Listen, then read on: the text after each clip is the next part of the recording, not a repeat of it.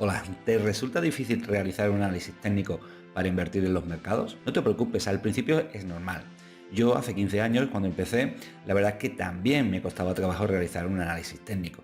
Pero con el tiempo he ido aprendiendo cuáles son las mejores herramientas, o al menos las herramientas imprescindibles, para poder hacer un análisis correcto del mercado y poder así detectar las oportunidades de inversión. Lo que vamos a hacer a continuación es te voy a explicar lo que considero que son las 5 herramientas más importantes que debes de conocer, los 5 conceptos de análisis técnico que debes de conocer para realizar un análisis perfecto, y después vamos a realizar un ejercicio práctico en tiempo real todos juntos para que veas cómo se puede aplicar.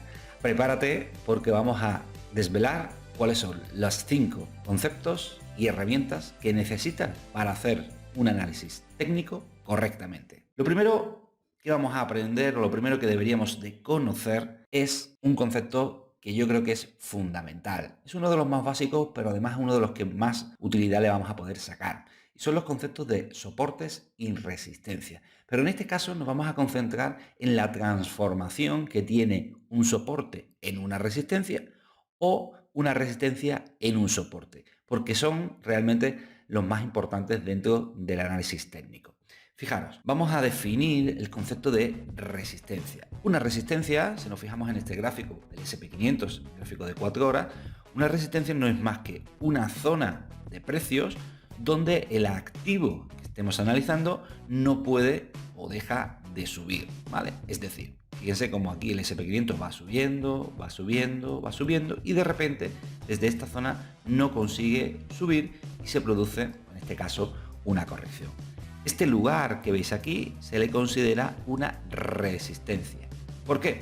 Porque el precio se resiste a superarlo. Pero lo que realmente nos interesa a nosotros no es detectar esa resistencia, sino saber que esa resistencia llegará a un momento en el que se transforme en un soporte. Un soporte, si no lo sabes, es un lugar del precio donde éste deja de caer. Por ejemplo, esta zona que veis aquí.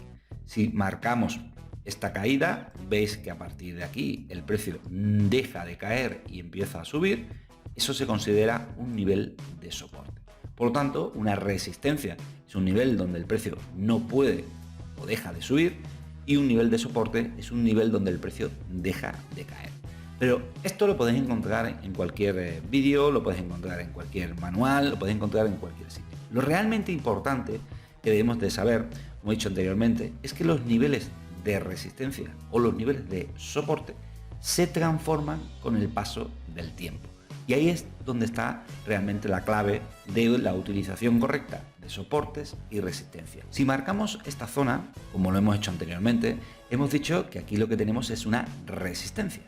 Pero, ¿qué ocurre cuando el precio en un momento determinado es capaz de superar esa resistencia? En esta ocasión, al menos en toda esta parte, el precio consigue romper, consigue superar la resistencia. Pues ese es un dato muy importante, porque cuando una resistencia es superada por el precio, y es decir, es quebrantada por el precio y deja de realizar ese efecto de resistencia, esa resistencia se transforma en un nivel de soporte. ¿Qué quiere decir eso? Quiere decir que toda esta zona que anteriormente ha funcionado como resistencia, a partir de la superación por parte del precio, se va a transformar en un nivel de soporte. Por lo tanto, si en un futuro el precio vuelve a ese lugar actuará como soporte. Y fíjense lo que ocurre. Si adelantamos un poquito el gráfico, fíjense lo que va a pasar. Ese nivel que anteriormente era un nivel de resistencia, cuando el precio supera esa resistencia, se transforma en soporte. Y fijaros cómo aquí tenemos dos estupendas oportunidades para invertir.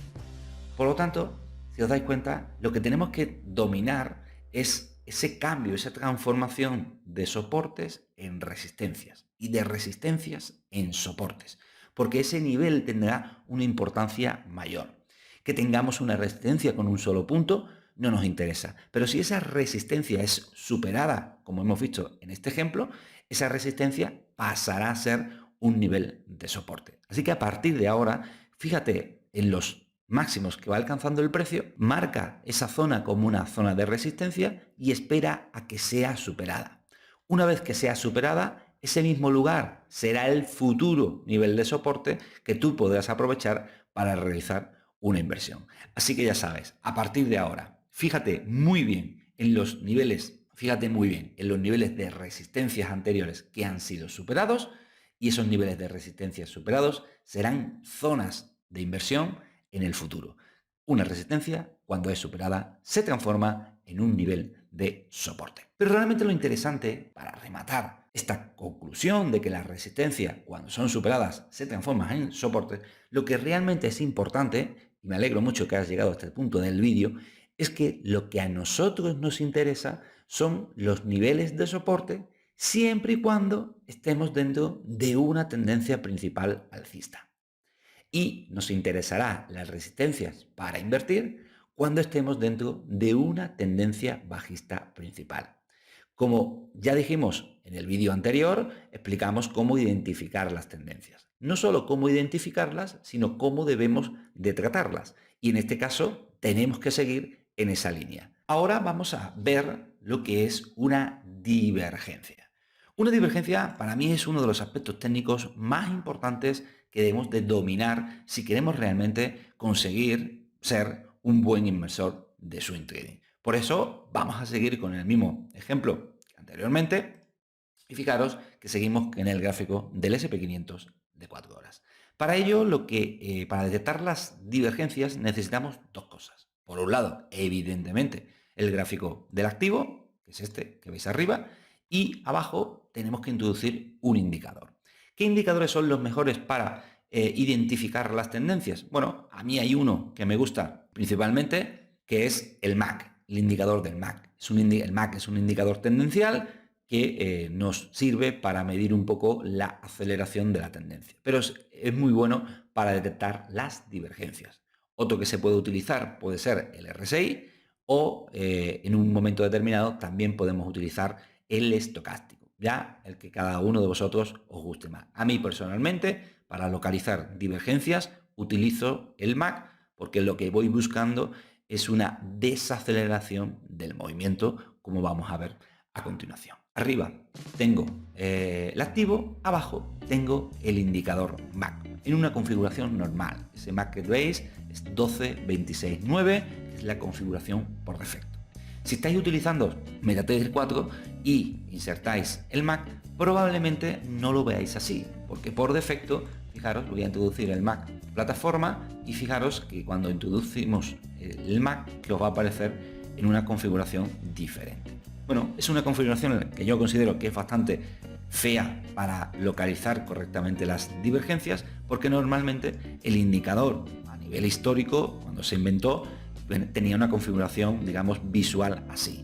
¿Qué vamos a hacer? No te preocupes. Lo que vamos a hacer es que te voy a regalar ese indicador. Si te gusta, si tú quieres tener el indicador MAC como yo lo tengo, con esos colores y esa configuración, bueno, pues lo único que tienes que hacer, te vas directamente a los comentarios, ahí te vas a encontrar un enlace que te va a llevar a la descarga del indicador y lo podrás instalar gratuitamente en tu MetaTrader 4, ¿vale? Así que ahí que te llevas ese regalo.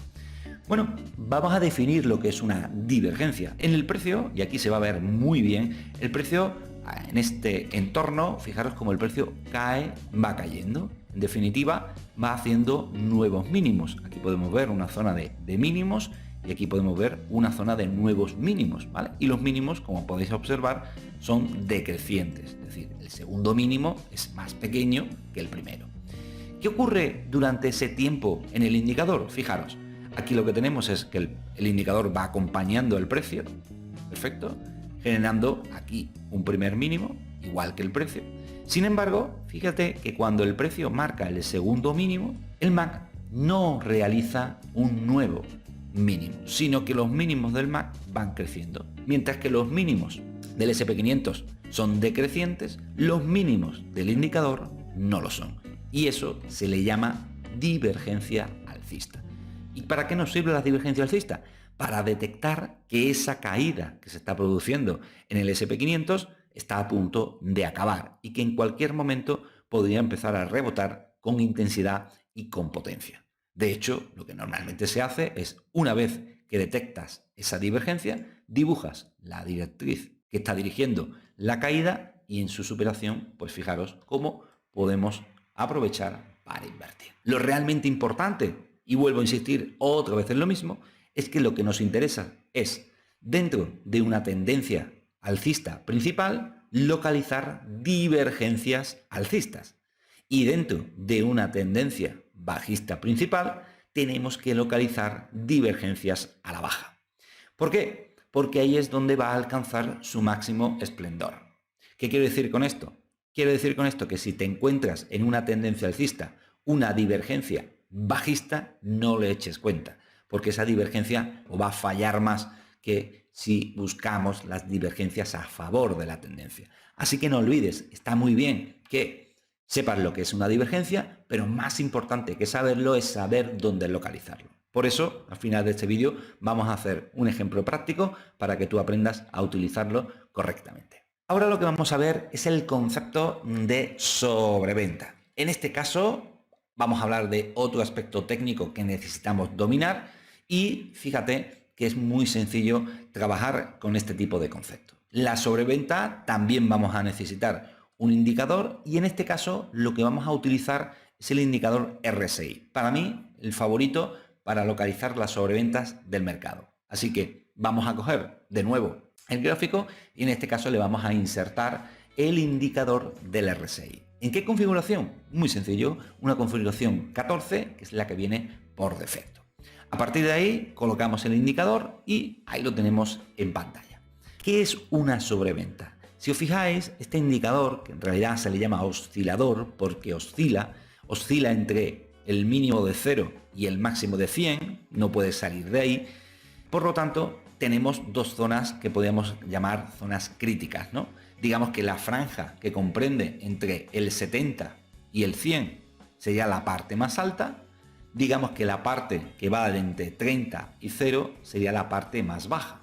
Dicho de otra manera, cuando el indicador RSI llega a la parte más alta, es decir, mayor a 70, estaríamos entrando en territorio de sobrecompra.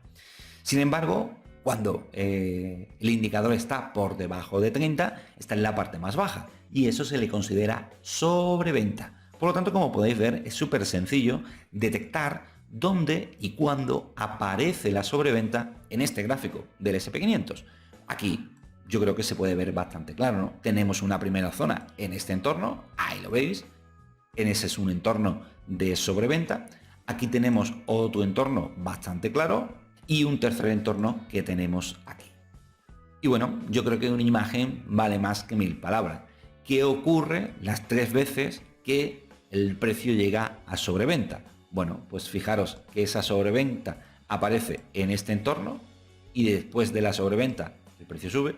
Yo creo que esta sobreventa aparece en este entorno y ¿qué hace el precio? El precio después de la sobreventa, el precio sube y aquí podemos ver la tercera que es en este entorno y vemos como el precio pues también consigue subir. Así que, como podéis ver, es importante saber lo que es una sobreventa y una sobrecompra. Pero otra vez, por tercera vez consecutivo, volvemos a repetir exactamente lo mismo que antes.